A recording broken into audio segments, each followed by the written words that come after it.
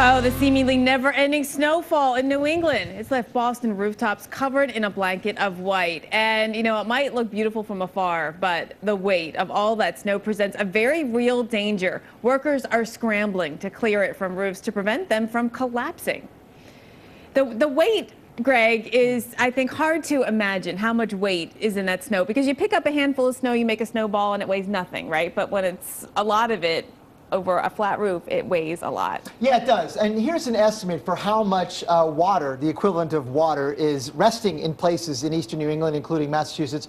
So, for example, there's an estimate of 4 to 6 inches of water everywhere, sitting on everything. And we know that water is super heavy. And the question is, you carry a bucket of water and just a gallon jug of water. It's heavy, right? Imagine a gallon of water, a bucket of water on everything. It weighs things down. And the question is how much 4 to 6 inches of water weighs per square foot. It's about 30 pounds per square foot. And for that, we've got this little explainer, Jen. Let's bring out the chalk and the eraser. Chalk action. Let's bring it out.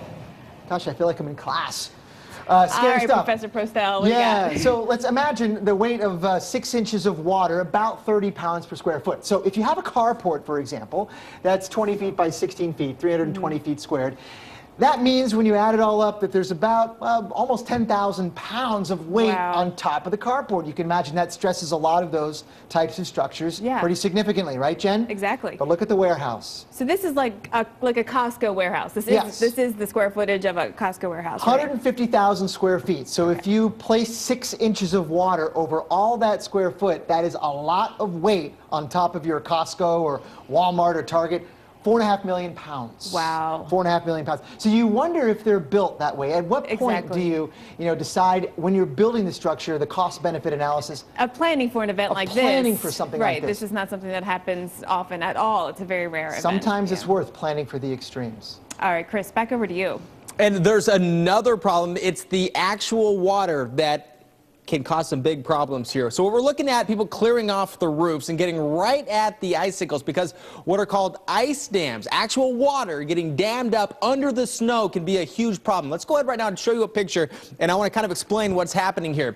First off, kind of know what's going on. You're home, you're heating your house, and that heat gets up into the attic, and in turn, it heats the roof. So what happens there, right where the snow meets the roof, you get some of this liquid water coming down, hits the gutter, back into the cold air, freezes, and you get the icicle. And then you get more water coming down, these big icicles, but what you don't see is you can get water underneath that snow building up like a dam. The ice working to dam the water on your roof, Dr. Postel and Jen, and we know that can cause some major problems with leakage into the house.